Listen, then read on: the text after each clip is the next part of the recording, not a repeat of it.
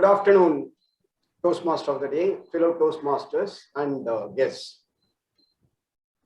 Do you have difficulty in forming a good habit or breaking a bad habit? Raise your hand if you feel so. It is always a difficult, sir. Huh? It is always a difficult. It is always difficult. Okay. Yeah, it's always difficult to form good habits and break bad habits because of the way our brain is designed. We try to look for instant gratification, instant results, instant satisfaction, all that. Because of that, we are not investing our time in long-term development of habits, good habits especially. Okay. How many of you can just see this? Are you able to see this? Yeah. This is post-it, stick-it notes, right? I also had problems in forming habits, but I kept trying different ways on my own by reading any book, this sometime or other. I've been hearing about this Atomic Habits book by James Clear. The title itself is Tiny Changes and Remarkable Results. This is the book that I'm going to talk about. It's a very famous book, and I believe it's a bestseller in the recent times, and many people are talking about it. I got curious, and it so happened my son got it from his office, and he was keeping it idle for quite some time. Then I got interested. Why not? I have not been reading books for quite some time, and I thought, okay, let me start reading this book. And I found this book to be very interesting. Basically, he's talking about 4 broad steps in forming the habits. The first one is to make, once you have decided what you want to do, make that habit obvious. For example, if you want to develop the habit of brushing your teeth every night, okay? How many of you brush your teeth at night? Can you raise your hand? Yeah, okay, nice. Very health conscious group, it seems. I was finding it very difficult for a long time, but once I developed a lot of dental problems, of course, not mental problems. Once I started developing dental problems, by force, I had to do that. Whereas the same thing I have been telling my kids to do that. Once in a while, they will say, yeah, I have started this, but after a while, they will say, no, I forgot. I'm not doing it. It goes like that.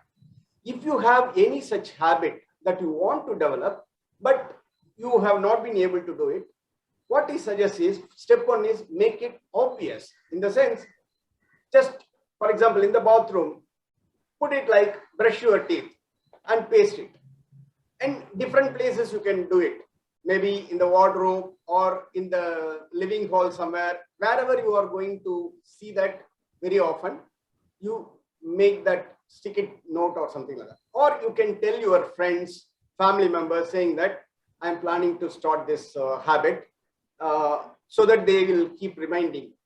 Apart from that, if you are used to setting reminders on your phone, you can do it every day at 9:30 p.m. or something, brush your teeth, something like that. You can set it as a reminder. This is the first step about making it obvious. The next step is to make it attractive. By what it means is, make it attractive means you like to do certain things, whereas you need to do certain things.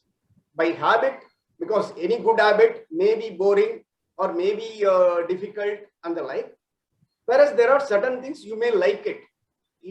Irrespective of what happens, you will like it. Maybe watching TV serials or watching some YouTube videos or shorts or whatever, or checking your WhatsApp, all that you will be doing. So what he suggests is connect something that you want to do with what you need to do. saying that if you do this first, then you do that. That is, before something, you do the difficult thing. That way you make it attractive. You can develop that habit slowly. Okay, that means you are linking something you need to do with something you love to do. This is one easy way. Then third one is make it easy. Don't think of a habit as a huge one and it requires huge effort. Start with any habit that will take less than 2 minutes. Wondering, is it possible?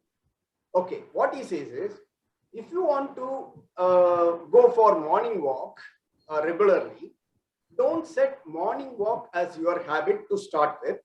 Just set your habit as tying the lace of your shoes every day at this time. Tying the lace of the shoes every day morning, that is the first habit you want to start. Simple habit. Do that for a few days.